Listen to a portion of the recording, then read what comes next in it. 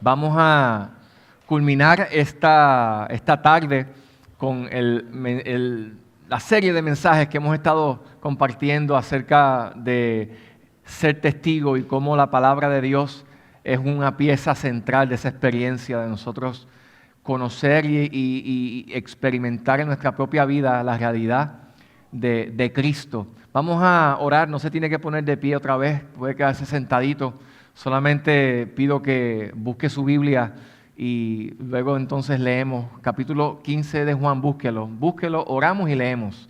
Juan capítulo 15, vamos a estar leyendo los versos del 1 posiblemente hasta el 16.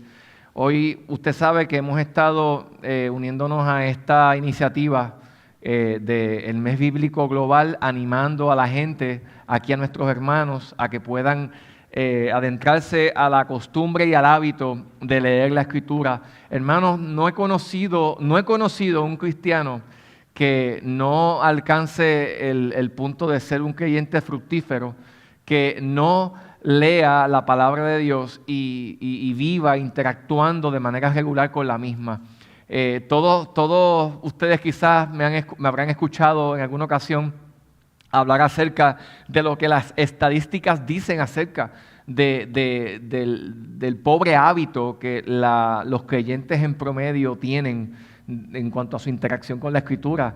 Las estadísticas dicen que menos del 20%, significa que de cada 10 personas, casi 2 solamente interactúan de forma regular con la Escritura. La mayoría de las personas solamente interactúan con la Biblia cuando vienen a la iglesia y la abren o en su dispositivo. Y sabe usted que si usted desea crecer en el Señor, profundizar en su relación con Dios, desarrollar una mentalidad y una perspectiva cristiana de la vida, usted necesita saturar sus pensamientos y su corazón de la palabra de Dios, pues a través de ella crecemos para la salvación. Y eso es un mensaje que siempre debemos enfatizar. Así que vamos a orar y luego leemos en Juan 15. ¿Les parece? Amén. Padre bueno, venimos ante ti dándote gracias en esta tarde, porque ha sido una bendición estar juntos y poder disfrutar de la alabanza, cantar salmos a tu nombre, disfrutar del compañerismo, de la comunión los unos con los otros. Qué bueno que tenemos visitas en esta tarde que nos acompañan. Padre, y ahora mientras compartimos tu palabra, yo te pido en el nombre de Jesús que hables a nuestros corazones, ministres a nuestras vidas de manera directa, Dios, y que, Padre, nosotros podamos ver el valor que tiene el que nosotros procuremos tener encuentros contigo a través de tu palabra. Sabemos que tú has hablado y te has revelado de forma específica a nosotros por medio de la Escritura. Padre, y nosotros queremos que por medio de la exposición de esta palabra hoy, anhelamos que tu Espíritu continúe despertando en aquellos que hemos creído el deseo de continuar conociéndote, y que de igual manera aquellos que quizás todavía no han tenido una experiencia salvadora contigo, una experiencia de relación contigo, todavía no han recibido fe salvadora, Señor, que por medio de esta palabra te pedimos, tú, Padre, despiertes fe en sus corazones para que puedan confiar solamente en ti para la salvación de sus almas. En el nombre de Jesús te pedimos estas cosas. Amén. Amén. Leemos en el capítulo 15, búsquelo conmigo. Voy a leerles de la Nueva Versión de las Américas, pero usted puede leer de la que usted quiera. Básicamente va a decir lo mismo. Juan capítulo 15, este verso es súper conocido, súper conocido. Y en esta ocasión me voy a enfocar en cuanto a cuál es el deber de nosotros, a la luz de lo que vamos a leer y de lo que vamos a exponer. ¿Cuál es el deber de nosotros como discípulos ante la palabra de Dios? Hemos estado hablando del perfil de un discípulo. Un discípulo es un adorador, un discípulo es un testigo. Y cuando pensamos en esa dirección, estamos entonces entendiendo que nosotros como creyentes y como discípulos de Jesucristo tenemos un deber ante la palabra de Dios. Y eso es lo que vamos a ver en esta tarde. Capítulo 15 de Juan lee de la siguiente manera. Jesús dijo: yo soy la vid verdadera y mi Padre es el labrador. Todo pámpano que en mí no da fruto, o rama, sarmiento, lo quita, y todo el que da fruto lo poda para que dé más fruto. Ustedes ya están limpios por la palabra que les he dado. Permanezcan en mí y yo en ustedes. Como el sarmiento o el pámpano no puede dar fruto por sí mismo si no permanece en la vid, así tampoco ustedes, si no permanecen en mí, no van a poder dar fruto, obviamente. Verso 5, yo soy la vid y ustedes los pámpanos. El que permanece en mí y yo en él, ese da mucho fruto, porque separados de mí nada pueden hacer. Verso 6, si alguien no permanece en mí, es echado fuera como un sarmiento y se seca, y los recogen, los echan al fuego y se queman. Si permanecen en mí y mis palabras permanecen en ustedes, pidan lo que quieran y les será hecho. En esto es glorificado mi Padre, en que den mucho fruto y así prueben que son mis discípulos. Como el Padre me ha amado, así también yo los he amado, permanezcan en mí. Si guardan mis mandamientos y permanecerán, en mi amor, así como yo he guardado los mandamientos de mi Padre y permanezco en el Señor. Estas cosas les he hablado para que mi gozo esté en ustedes y su gozo sea perfecto. Este es mi mandamiento, que se amen los unos a los otros, así como yo los he amado. Nadie tiene un mayor amor que este, que uno dé su vida por sus amigos. Ustedes son mis amigos si hacen lo que yo les mando. Verso 15. Ya no los llamo siervos, porque el siervo no sabe lo que hace su Señor, pero los he llamado amigos porque les he dado a conocer todo lo que he oído de mi Padre. Ustedes no me escogieron a mí, sino que yo los escogí a ustedes y los designé para que vayan y den fruto y que su fruto permanezca, para que todo lo que pidan al Padre en mi nombre se los dé. Esto les mando, que se amen los unos a los otros. Palabra poderosa, amén. Palabra llena de significado, que de momento nos hace pensar muchas cosas. Pero principalmente al iniciar este tiempo con ustedes y compartir esta palabra, pienso en lo que leí esta mañana en un devocional que Lemar y yo acostumbramos casi todas las mañanas leer, donde se nos hablaba acerca del engaño de la autonomía y de la autosuficiencia. El ser humano vive pensando que es autónomo, en otras palabras, que es dueño de su propio destino. El ser humano se ha creído la mentira de que es capaz de autosostenerse sin necesitar de fuentes externas que puedan afirmarle y nutrirle en el camino. Y sabemos que nosotros somos seres creados que descansamos bajo la realidad de un Dios providencial y soberano que tiene cuidado de nosotros. Solamente Dios tendría que hacer así para que nosotros desapareciéramos y dejáramos de existir. Nosotros sabemos que para que estemos hoy de pie y usted esté aquí hoy, lo que tuvo que ocurrir para que eso fuera posible trascendió a sus buenas intenciones y a su capacidad humana. Somos el resultado de un Dios que sostiene nuestra vida providencialmente, aun cuando no nos damos cuenta.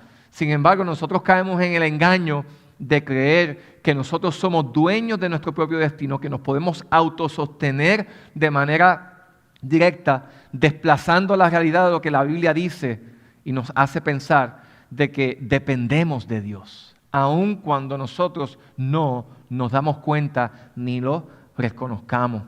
Esta es una de las fortalezas mentales y de los conceptos que el Señor desea romper en nuestra vida para que nosotros logremos convertirnos en discípulos fructíferos y para que podamos caminar en el gozo del Señor. Cuando miramos en este pasaje, en el capítulo 15 de Juan, Jesús está presentando ante sus discípulos y les está presentando un panorama muy familiar que ellos conocían. Jesús era un maestro excelente y él utilizaba, ante la ausencia de tener PowerPoint e ilustraciones, él utilizaba la naturaleza y cosas comunes para enseñar principios y verdades a sus discípulos. Sabemos que en esta ocasión él está haciendo uso de la figura, de la ilustración de la vid, las ramas y el fruto de la vid, obviamente. La vid, ustedes deben saber que se está refiriendo a la planta que produce las uvas para el vino. Esto era algo común para el tiempo de Jesús. Y Jesús está diciendo de manera directa, al referirse y al querer comunicar este principio a sus discípulos, que Él es la vid verdadera. Y cuando Él habla de la vid verdadera, está hablando del tronco, el tronco que sostiene obviamente las ramas de ese fruto de la vid. Y Él es la vid verdadera. Y mi Padre es el labrador. Y comienza estableciendo algo interesante que a veces nosotros pasamos de vista. Y es que esta es la manera en la que Jesús está queriendo ilustrar el tipo de relación que Él ha establecido que necesitamos nosotros tener con Él. Es una relación como la que nosotros vemos que tiene el tronco de la planta de la vid y las ramas, en donde vemos que la rama está como pegada a la vid.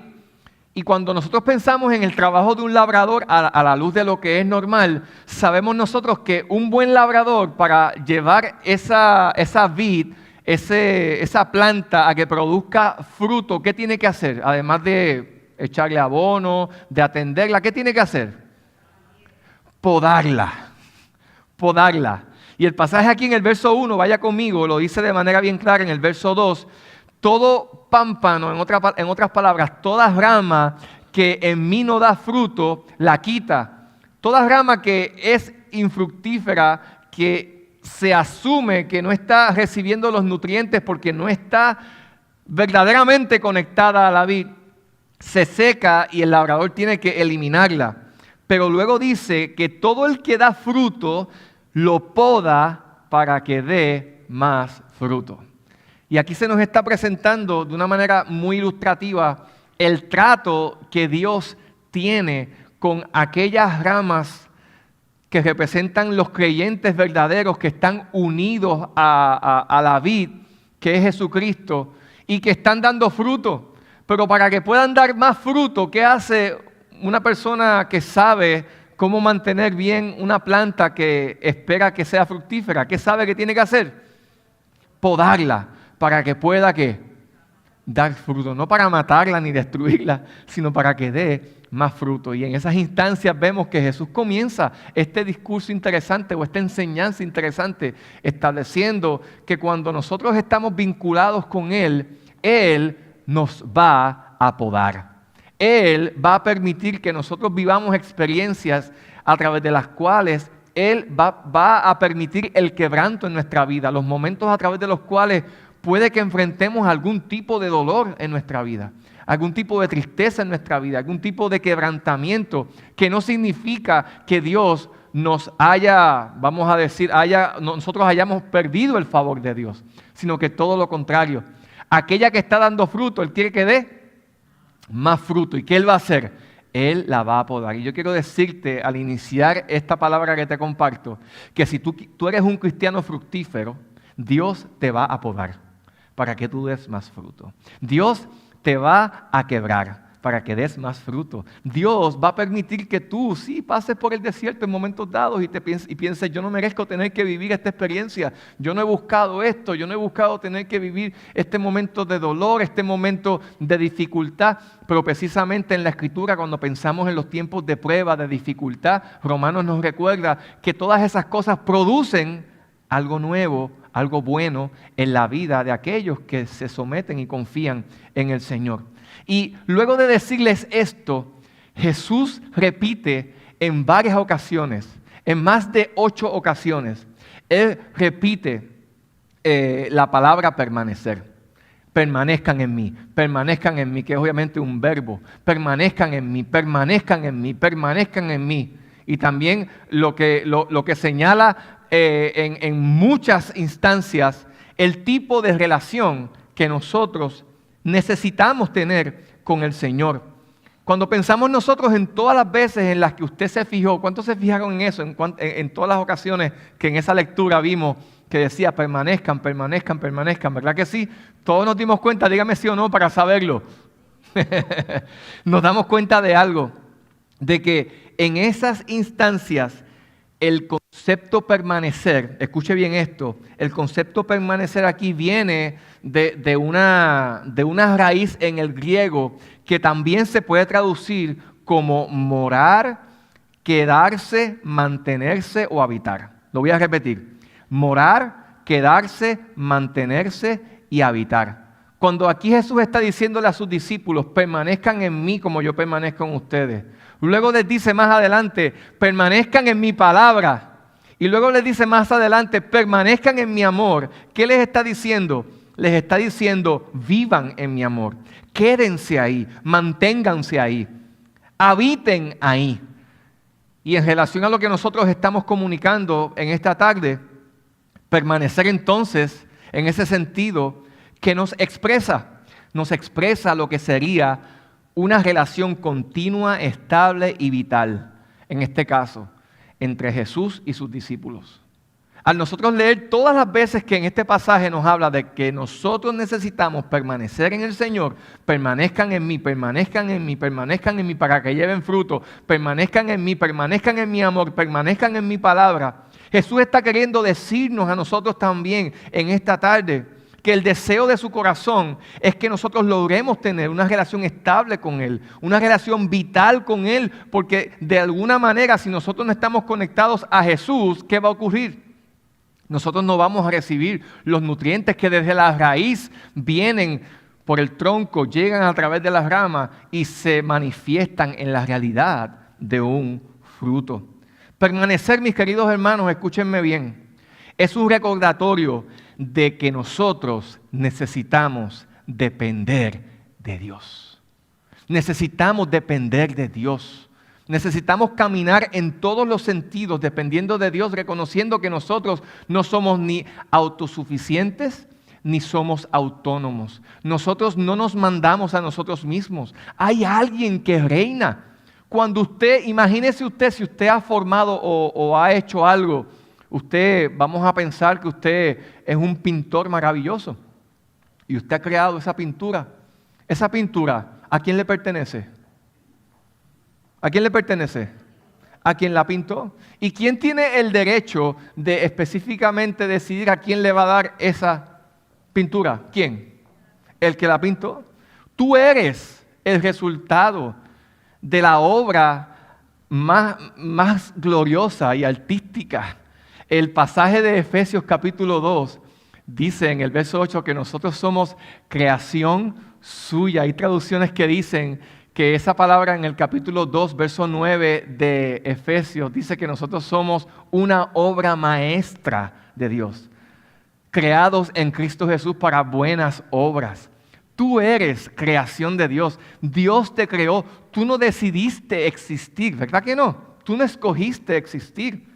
Ni siquiera bíblicamente, si vamos a hablar de forma directa, hasta ser hijo o hija de Dios, en última instancia no dependió de ti, sino que dependió de la mano soberana de Dios, que puso la fe que tú necesitabas y no tenías para que pudieras darte cuenta de que le necesitabas a Él. Entonces, esto genera una realidad que a nosotros muchas veces nos falta, y es el corazón humilde para saber que en todos los sentidos nosotros necesitamos mantenernos en dependencia de Dios. Saben que el orgullo en nuestro corazón muchas veces es el resultado de creernos la mentira de que somos autosuficientes y autónomos.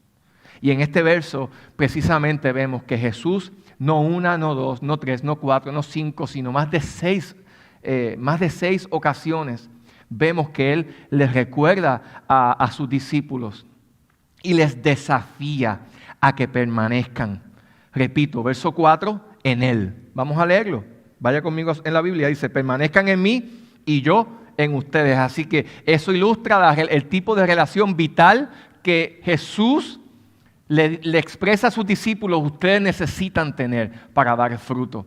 Si tú solamente vives una relación con Jesús de frecuentar la realidad de la iglesia, de frecuentar quizás la exposición a la Escritura y solamente superficial en ese sentido, yo te quiero decir que tú no vas a llegar nunca a ser un cristiano fructífero. Un cristiano que produzca los frutos que agradan a Dios y que te llevan a poder vivir una vida de completo gozo en Él y de completa esperanza. También el verso en el capítulo 15, verso 9, búscalo por favor, nos expresa de forma concreta el segundo elemento, la segunda cosa en la cual nosotros necesitamos permanecer. Verso 9. Lee de la siguiente manera, dice, como el Padre me ha amado, así también yo los he amado a ustedes.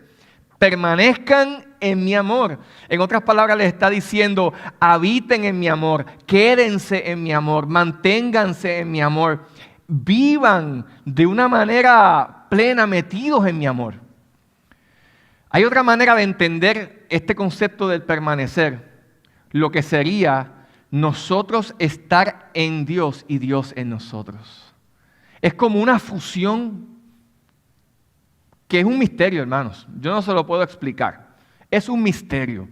Nuestra relación con Dios, el tipo de relación que Dios desea que tengamos con nosotros, en donde nosotros llegamos a ser uno juntamente con Él, es perfectamente ilustrada en este principio de nosotros permanecer. Cuando usted mira las ramas, trate de pensar en un árbol, no en el fruto de la vid, porque quizás no estamos tan familiarizados con eso, pero piense en un árbol. Es muy difícil en un árbol ver una línea que separe dónde es que se une la rama y el tronco.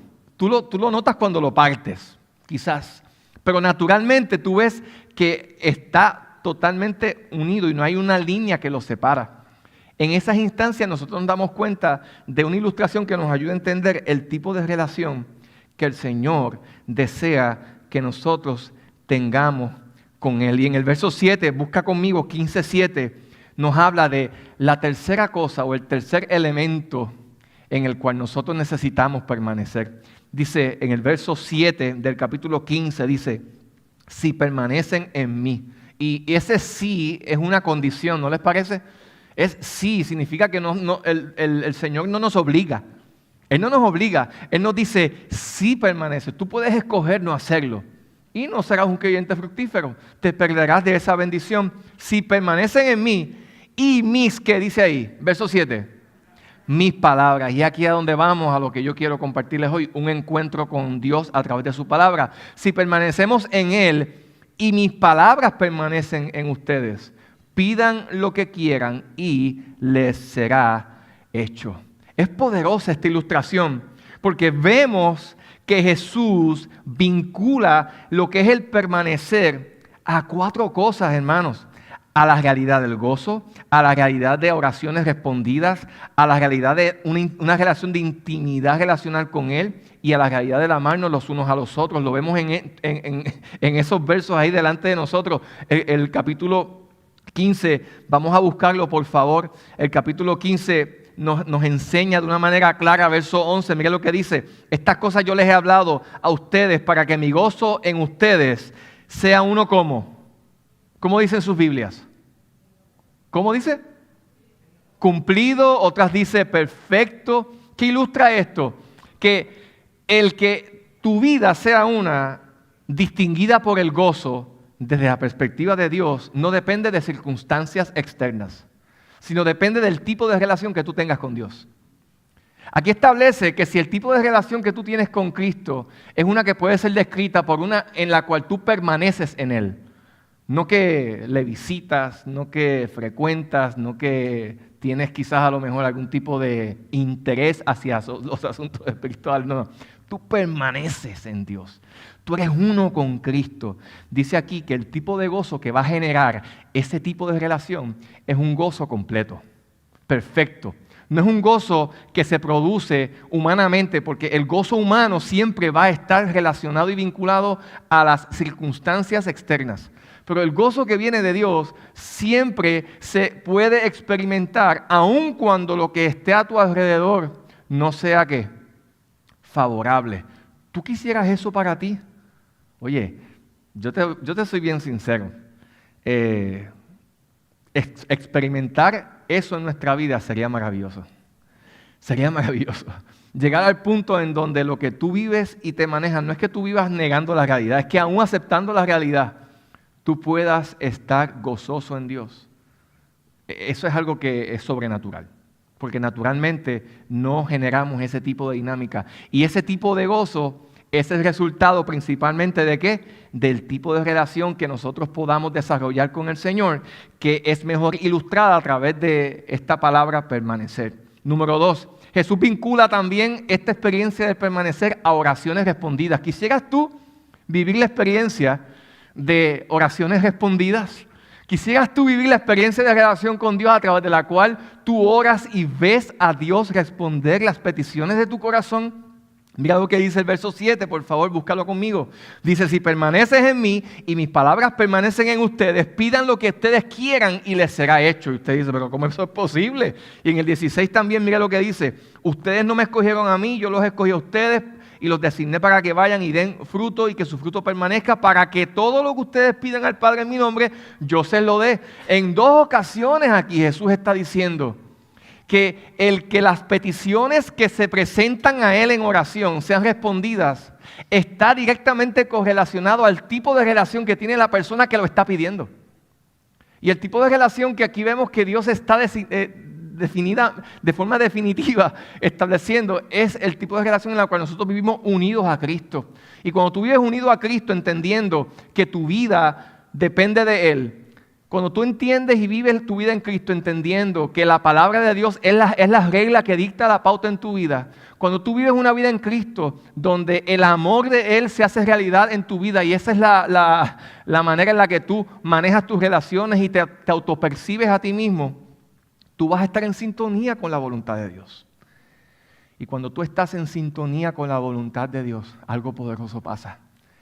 Tú empiezas a pedir según el deseo del corazón de Dios. Usted sabe que muchas de nuestras peticiones no son respondidas por varias razones. La primera puede ser porque estás pidiendo fuera de tiempo. La segunda puede ser porque es un no de Dios. O la tercera, no estás preparada para recibir lo que estás pidiendo. Esas son las 3 razones. Y cuando nosotros pensamos en esa realidad, qué bendición sería en nosotros llegar al punto de estar tan en sintonía con Dios que lo que nosotros oremos esté tan y tan alineado al deseo de Dios y al tiempo de Dios que le veamos a Él responder. Así que fíjese, amado, cómo esto es bien importante para nosotros. Muchas de nuestras frustraciones. ¿Cuántos de ustedes han vivido frustrados alguna vez? Y yo tendría que levantar 7 manos si las tuviera. Porque no ha visto que Dios ha respondido a oraciones que usted lleva tiempo haciendo. Levánteme la mano para no sentirme solo aquí. ¿Verdad que sí? Nos hemos sentido muy frustrados con eso. Y aquí de momento el Señor nos está brindando un poco de luz y nos está diciendo, lo más importante no es lo que estás pidiendo. Antes de pedir lo que pides, procura tener una relación correcta con Jesús. Porque si tú tienes una relación correcta con Jesús, tus deseos van a cambiar.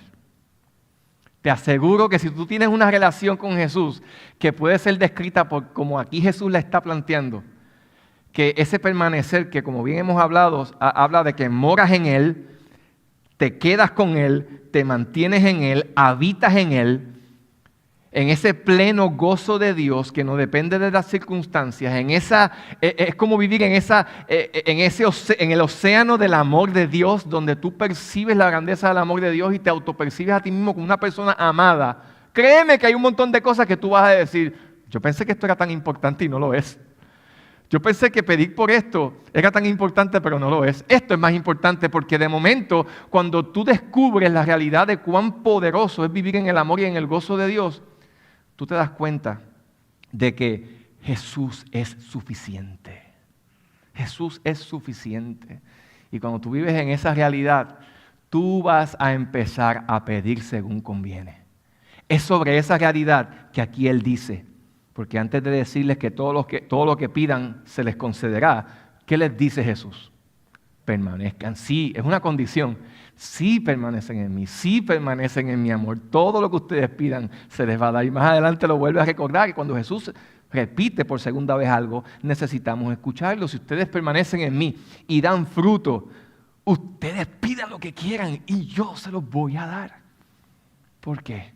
Porque estaremos pidiendo según la voluntad de Dios. Y hay tantos pasajes.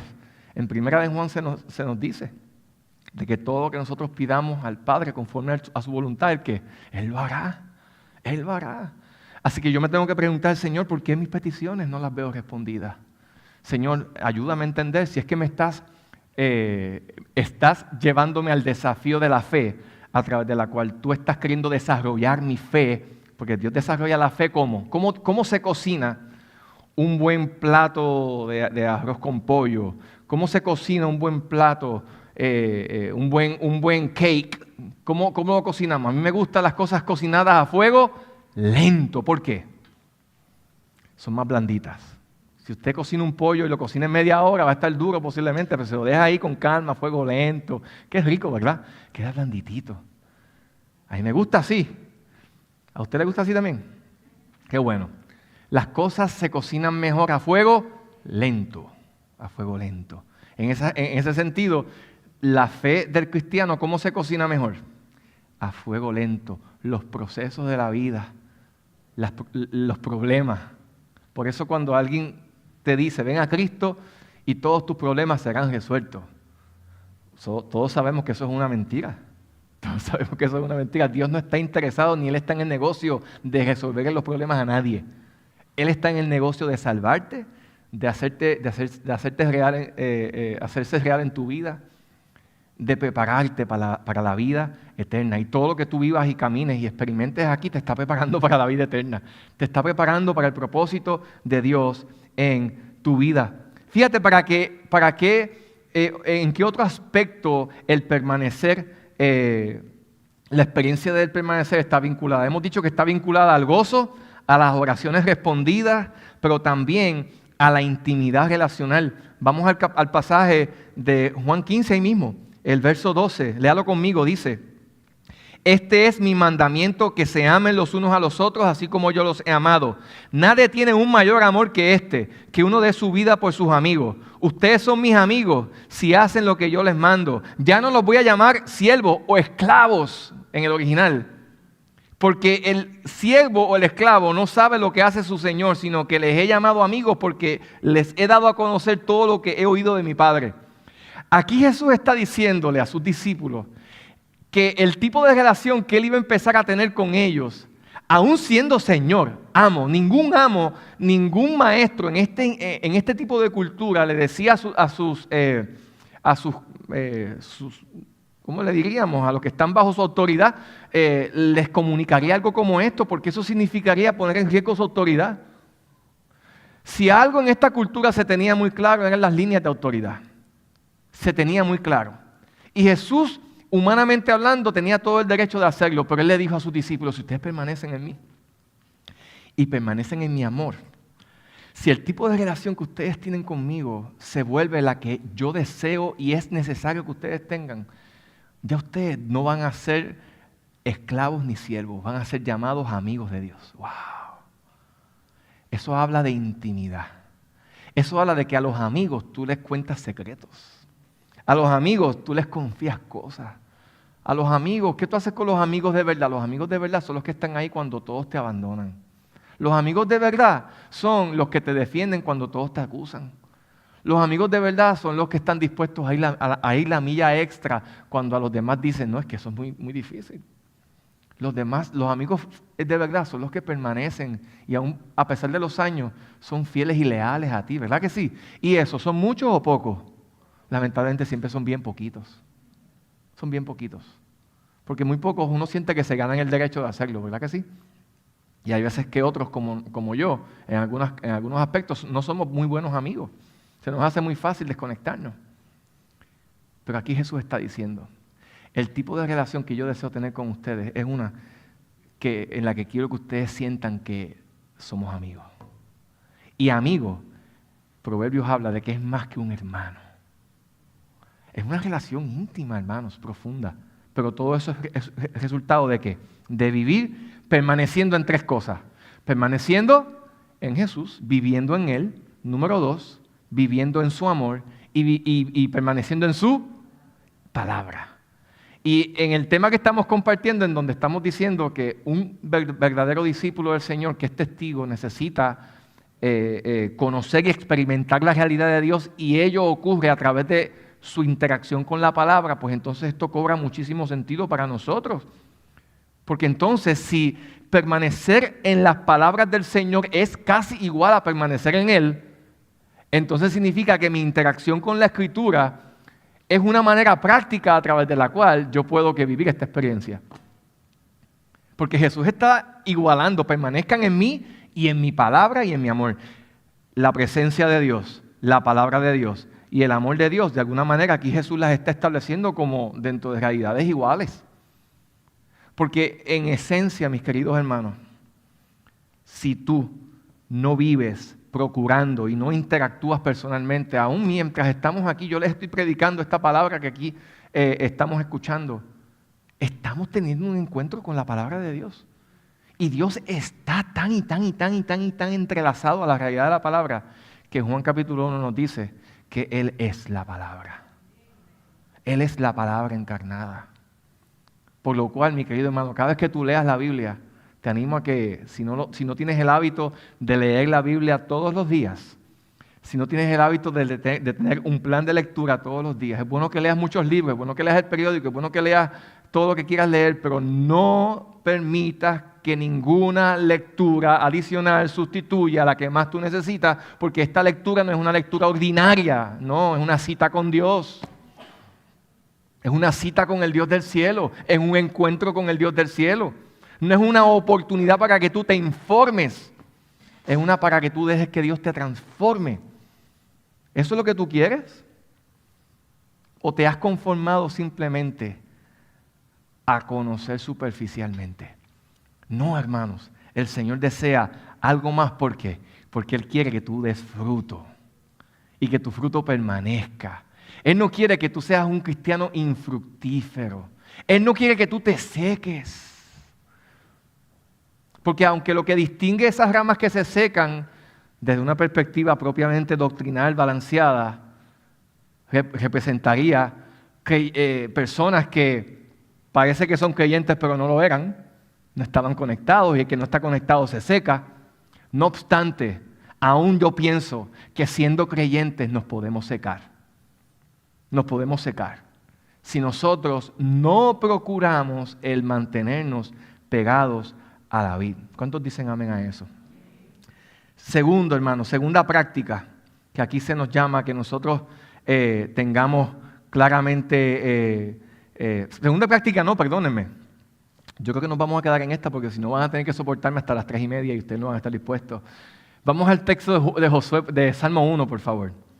Permanecer, porque la práctica de un discípulo, hermano, escúcheme bien, un discípulo de Jesús que conoce y acepta que su relación con el Señor de alguna manera estará directamente vinculada a su disposición a permanecer, sabe y entiende que en lo práctico permanecer puede también implicar la práctica de meditar en la palabra de Dios. Yo me he dado cuenta de algo y es que nosotros somos personas que vivimos a un ritmo de vida tan y tan acelerado que no nos permite poder tener o desarrollar una relación significativa con Dios. Nuestro nivel de atención en esta generación, y aún los adultos ya hemos sido condicionados a eso, estamos tan acostumbrados a los estímulos cambiantes continuos que estamos paralizados en una sola cosa por más de 30 segundos y necesitamos que algo cambie. Por eso dicen que está siendo tan efectivo el advertisement en los anuncios en social media. Y si usted se da cuenta, los reels, ya la gente en social media no le interesa tanto los posts. A los más jovencitos lo que le interesa es lo que es rápido, lo que dura simplemente segundos, los reels, los stories en los social media. ¿Por qué? Porque los posts regulares están ahí, no se mueven. Vivimos en una época donde a la gente se le hace bien difícil poder detenerse, concentrarse, alinear sus pensamientos, porque tenemos tantos distractores. Y ¿sabes qué, hermano? Que yo pienso que esa es una estrategia diabólica para alejar a la gente de Dios, principalmente a los cristianos. ¿Por qué? Porque nosotros nos condicionamos a eso y nos damos cuenta de que esa no es la manera de relacionarnos con Dios. La manera de relacionarnos con Dios es una en la que Él nos llama a que pongamos la mirada en Él, a que vivamos con calma, a que nos detengamos, a que escuchemos, a que atendamos. Y para eso la práctica de la meditación es demasiado importante. Y cuando usted escuche esa palabra, no se asuste. La meditación bíblica significa, y la vamos a ver más adelante aquí, yo se los voy quizás a definir un poquito en el contexto de lo que significa bíblicamente hablando la palabra meditar en Salmo 1, que vamos a leer ya pronto, y en Josué 1. Viene de una palabra que tiene un significado riquísimo, Significa, fíjese bien, significa murmurar en baja voz. ¿Usted ha escuchado a alguien alguna vez? Usted le dice algo, ¿qué estás diciendo? Hermanos, meditar significa murmurar en voz baja, que implica susurrar, repetir, pronunciar, en este caso la ley de Dios suavemente, como quien repasa algo una y otra vez. En algún momento dado tú tomaste algún examen o tuviste una prueba en la escuela donde tú estabas repitiendo, ok, 2 por 2, 4, ok, 3 por 2 son 6. ¿Y cuántos se aprendieron las tablas de multiplicación así? Yo me las aprendí así, mi mamá tuvo que pagarle a una tutora para que me ayudara porque yo no me memorizaba. Y todas las tardes me acuerdo, unas tardes 2 por 2, 4, 4 por 2, 8, y me las memoricé. Pero fue a raíz de ¿qué? De la repetición intencional y continua.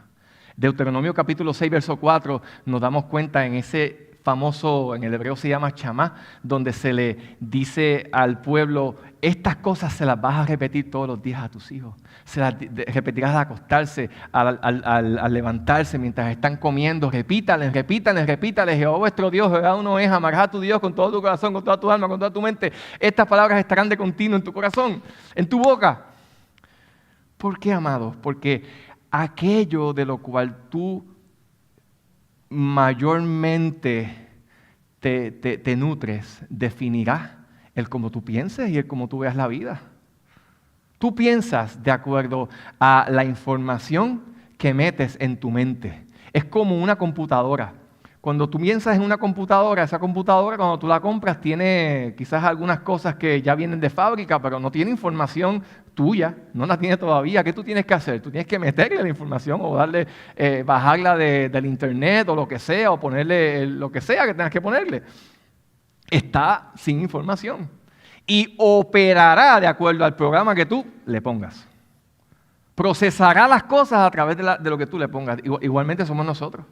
Y por eso la práctica de meditar en la palabra, que significa leerla, pero detenerte.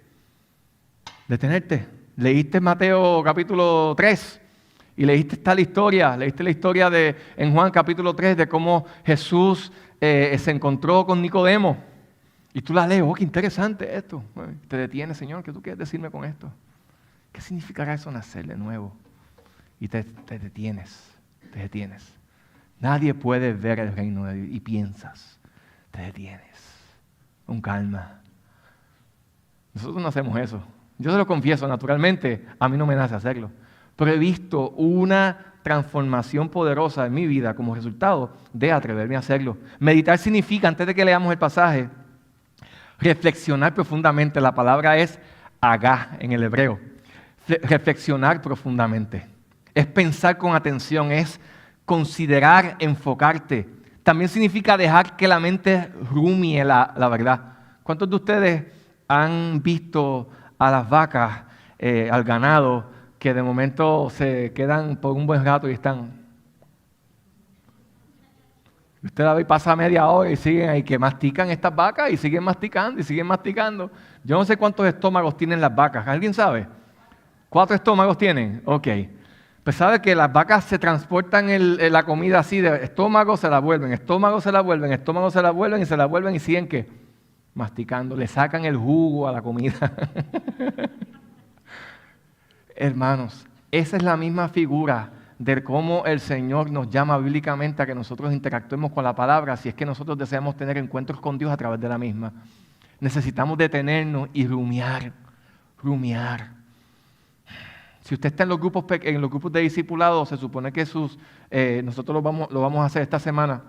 Se supone que los mentores les estén dirigiendo a que ustedes aprendan a tener esta experiencia con textos bíblicos en particular. Vaya esta semana para que su mentor se lo enseñe. Significa lo que hace un animal con el alimento, lo vuelve a masticar una y otra vez. Significa internalizar, apropiarse del mensaje. Significa meditar, pero también con deleite. Vamos al pasaje, Salmo 1, este salmo me encanta. Este es uno de mis salmos favoritos. Salmo 1 dice, espero que lo busquen, Salmo 1, mire lo que dice, porque esto es permanecer, ¿ok? Estamos hablando de permanecer en la palabra, lo cual implica permanecer en el Señor y permanecer en su amor. Dice, cuán bienaventurado, dichoso, feliz y afortunado. Dichoso, feliz y afortunado es el hombre o la persona que no anda en el consejo de los impíos, ni se detiene en el camino de pecadores, ni se sienta en silla de escarnecedores. Paréntesis. Este pasaje aquí nos está presentando una progresión descendente, donde, por ejemplo, se nos dice, el impío, antes de estacionarse en el pecado, sentarse, antes de eso, lo frecuenta, lo miras, ¿verdad? Aquí lo dice, primero tú te detienes, luego, primero tú andas y lo ves de lejos. Luego te detienes porque te llama la atención y luego te sientas porque te estacionas en él. Y está diciendo, bienaventurado es aquel que ni anda, ni se sienta, ni se detiene en el consejo de los malvados, que va totalmente en oposición a la verdad revelada de Dios. ¿Me hago entender? Y luego dice, sino que en la ley del Señor está su deleite. Es como un contraste, está presentando este salmo. Un contraste entre aquel que vive, lo vio de lejos, se detuvo y se sentó. ¿Ok?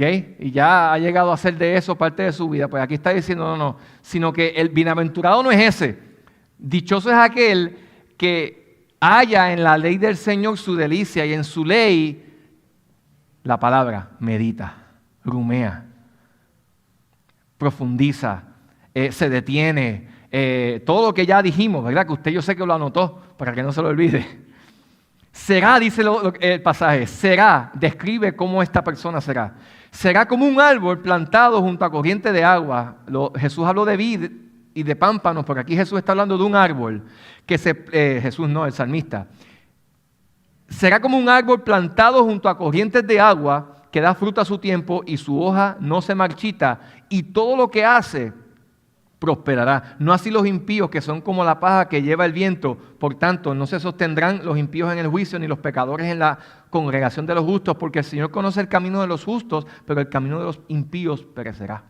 Una vez más se nos está diciendo aquí que la experiencia de una vida productiva, significativa en cuanto a lo que concierne nuestra relación con Dios, está directamente vinculada a cómo nosotros interactuamos con la verdad revelada de Dios. Es una en la cual nosotros necesitamos procurar que se convierta en el deleite de mi vida. Quizás tú dices, todavía la palabra de Dios no es el deleite de mi vida. No hay ningún problema. Yo recuerdo, y usted quizás si es mamá sabe, que hay cosas que a su hijo no le gustaban cuando su niño era pequeño, ¿verdad que sí? Yo odiaba muchas cosas que en algunos aspectos tuve que aprender a comérmelas y ahora me fascinan. ¿Verdad que sí? Porque la continua exposición a algo te ayuda a que tú puedas descubrir el sabor de eso.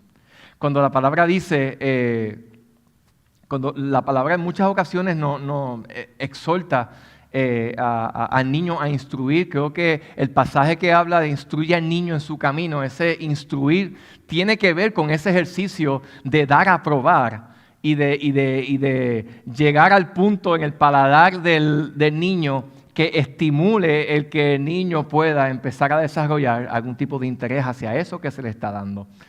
Y en ese sentido vemos que aquí eso es a lo que se nos desafía, a desarrollar deleite en la palabra de Dios. Dios quiere tener una dinámica en la cual Él pueda comunicarse contigo y comunicar verdades transformadoras. Y eso solamente ocurrirá si tú interactúas con la Escritura. Vamos al texto final de Josué, que también nos ilustra esta gran verdad. El Señor desea que tú seas como un árbol plantado junto a corrientes de agua, que está recibiendo ¿cómo? ¿Qué ocurre con el árbol que está plantado junto a corrientes de agua? Está recibiendo ¿qué? Nutrientes de forma continua, no se va a secar, su hoja no se va a marchitar. Y en eso se transcribe a la realidad de cómo eso aún impacta lo que hacemos. Dice el pasaje que todo lo que haga va a prosperar. Y quizás usted dice, bueno, ¿de qué forma yo puedo medir eso? Bueno, no conforme a tus términos, sino a los de Dios. Porque lo que para ti puede ser éxito no necesariamente es para Dios. Pero el pasaje dice que sí, todo lo que el hombre que viva en esa dirección haga va a tener ¿qué? Éxito para Dios en esas instancias. Y el pasaje de Josué 1 dice exactamente lo mismo. Búscalo por favor conmigo. Leamos en Josué 1, 6 a 9. Todos conocen la historia de Josué, ¿verdad que sí? Estamos hablando de cómo el permanecer en la palabra se ve en estas historias, vivir permaneciendo en la palabra de Dios. Josué, para que usted tenga una idea, si los que quizás todavía o no tienen un panorama claro, Josué, como asistente y discípulo de Moisés, fue el designado por Dios para llevar al pueblo hasta la tierra prometida. Y como buen novato al fin, que te han puesto en las manos una tarea más grande de la que tú crees que puedes manejar, que le entró a Josué. Diga conmigo frío olímpico. Frío olímpico. Frío olímpico le decimos nosotros. Le entró el frío olímpico, se intimidó. Se intimidó en gran manera. Parece que cuando dijo, Padre, ahora sí que yo llevaré a este pueblo y meterlo aquí a la tierra prometida, esto es algo grande. Y mira lo que Dios le tiene que decir a él. Capítulo 1, verso 6 dice, sé fuerte y valiente, porque tú darás a este pueblo posesión de la tierra que juré a sus padres que la daría. Solamente, y otra vez le dice, sé fuerte y valiente. Entonces, vamos hasta aquí, porque a todos nos gusta de esta versión de esta palabra de Josué, memorizarnos Josué 1:9, porque es una palabra de ánimo, ¿verdad que sí? Esfuérzate, sé valiente, no temas ni desmayes, que es el que vamos a leer más adelante. O los que acabamos de leer, donde vemos sé fuerte, sé valiente, es como palabras de estímulo, palabras de ánimo.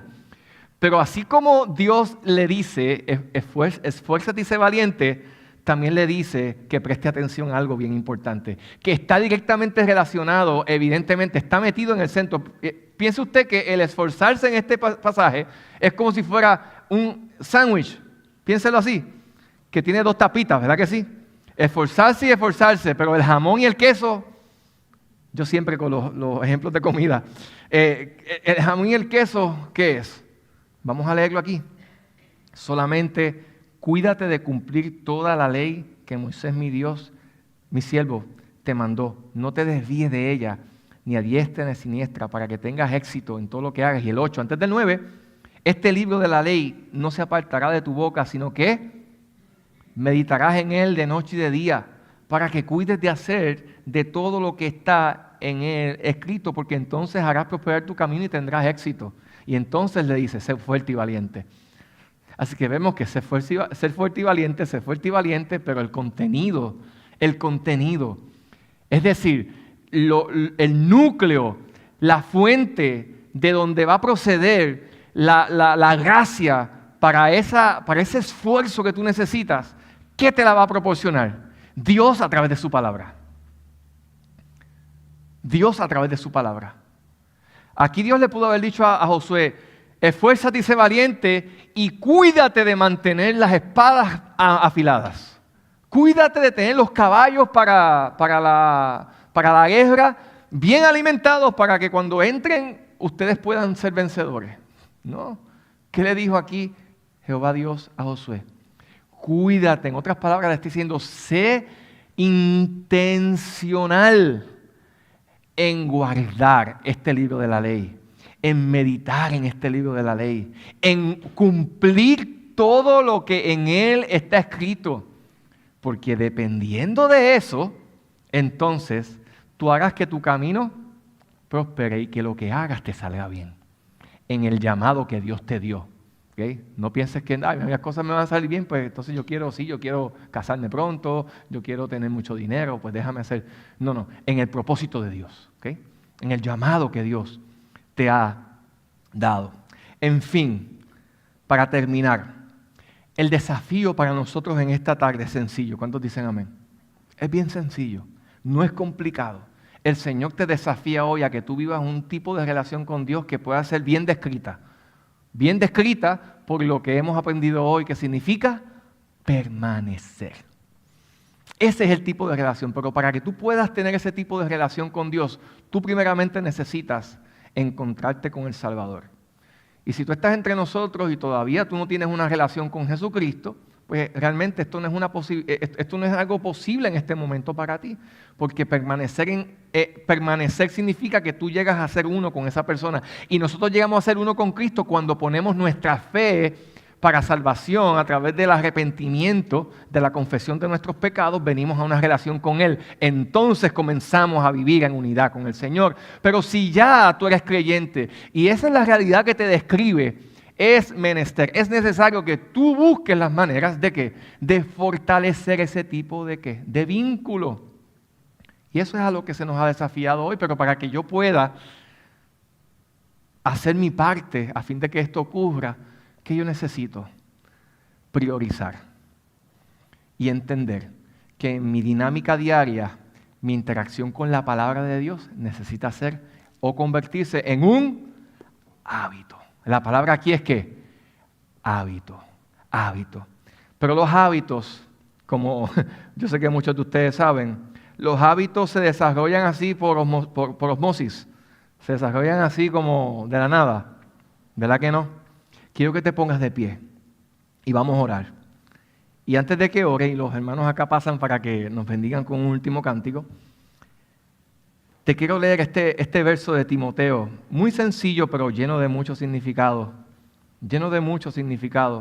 que nos da algún tipo de luz en esta dirección. Porque hermanos, si bien para vivir este tipo de relación tú necesitas una relación con Cristo, amén. Una relación con Cristo que viene cuando tú respondes a la fe y expresas fe salvadora en Cristo. Si bien es cierto eso, para aquellos que hemos creído, a fin de que nuestra vida pueda ser una descrita como esa que distingue a los discípulos que aman al Señor pero tienen encuentros regulares con su Dios. Algo que describe a esas personas es que desarrollan una voluntad disciplinada. Una voluntad disciplinada. Y el pasaje de 1 de Timoteo 4:7, mientras los hermanos acá se preparan, escuchen, no se distraiga con ellos.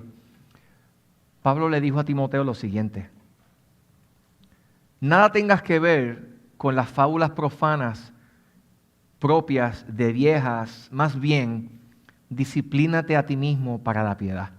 Porque el ejercicio físico aprovecha poco, pero la piedad es provechosa para el presente y para la vida futura. Significa que para los que estamos en Cristo, la mejor forma de expresar nuestra fe en esta dirección es ¿cómo? Disciplinándonos a nosotros mismos, llevándonos aún si así fuera arrastrados a la presencia de Dios en oración y a la palabra para que empecemos a desarrollar gusto, deleite por la verdad de Dios.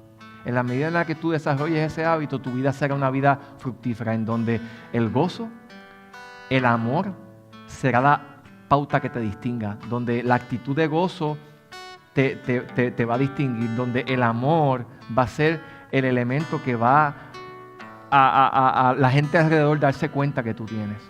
Y eso es lo que queremos. ¿Cuántos dicen amén? Eso es lo que hace falta, eso es lo que realmente Dios desea.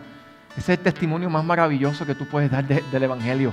Aun si no te sabes los 5 puntos del Evangelio, gracia, pecado, aun si eso no te lo sabes, si tú eres un cristiano que vive lleno del gozo de Dios y en el amor de Dios, tú te conviertes en un tratado vivo. Porque eso es lo que la gente más allá afuera está en busca de encontrar. Gozo, paz, amor. Y eso en Cristo lo encontramos. Padre, venimos ante tu presencia. Venimos, Señor, humildemente y con un corazón abierto ante tu presencia, sabiendo que si no es por tu gracia estaremos bien perdidos, Señor. De verdad, estaremos perdidos, arruinados, sin esperanza alguna. Pero te agradecemos, Señor, el que tú te enrollaste las mangas, como dice Filipenses capítulo 2, tomaste la posición de un siervo, te despojaste, aún siendo en forma de Dios, no te aferraste a eso, sino que te humillaste hasta la muerte de cruz, fuiste obediente para honrar la voluntad del Padre, pero también, Señor, para salvarnos a nosotros los pecadores. Y no nos podemos olvidar de eso, y en esta tarde nosotros lo recordamos, Señor, porque si algo necesitamos nosotros, si algo necesitamos abrazarnos y aferrarnos en esta tarde para que lo que hemos comunicado hoy haga sentido, es a la realidad de la obra de Cristo y el efecto que ella provoca en aquellos que hemos creído y en aquellos que creerán. Y yo oro en esta tarde, Señor, por los que están entre nosotros, que han escuchado, no tan solamente hoy, sino que a lo mejor han escuchado muchas veces acerca de esto, pero, Señor, solamente ha llegado hasta el oído y no hasta el corazón. Yo te pido, Padre, que tú nos concedas ver hombres y mujeres, jóvenes, jovencitas, jovencitos entre nosotros y aún niños, que al escuchar esta verdad sean atraídos al arrepentimiento, sean movidos a la fe en ti, Señor. Y yo oro para que tú traigas convicción sobre aquellos que en este día tú deseas salvar. Abre los ojos, Señor, en este día. Tú nos creaste para que nosotros viviéramos no en una dinámica de autosuficiencia y de autonomía, sino de dependencia de ti, para que pudiéramos descubrir lo significativo de la vida y para que podamos comprender el propósito para el cual existimos, Señor. Y yo te pido en el nombre de Jesús que abras los ojos, Señor amado, y que despiertes fe salvadora en esta hora, Dios mío. Te lo pido en el nombre de Jesús. Tú enviaste a Jesús para morir en la cruz y precisamente hacer lo que nosotros no podíamos para que pudiéramos llegar a una relación contigo. Y yo te pido, Dios amado, que salves en esta tarde, que redimas en esta tarde, que, Señor, motives a la fe, Señor. Tú estás llamando a todo aquel que te quiera servir, pero también a aquellos que ya has llamado y que perseveran en ti, Señor. Ayúdales a que puedan desarrollar una relación significativa contigo, una relación que pueda ser descrita por lo que hoy hemos hablado aquí de permanecer en el nombre de Jesús. Una relación que pueda ser descrita por una voluntad disciplinada a ejercitarse en la piedad porque desean crecer y conocerte mejor. Atráenos a ti, Señor. Perdónanos por prestarle atención a otras cosas más que a lo que realmente es necesario. Haznos como María. Haznos como María, Señor, que se sentó a tus pies y escogió la mejor parte. Haznos como ella, danos ese corazón, Señor. En el nombre de Jesús te lo pedimos.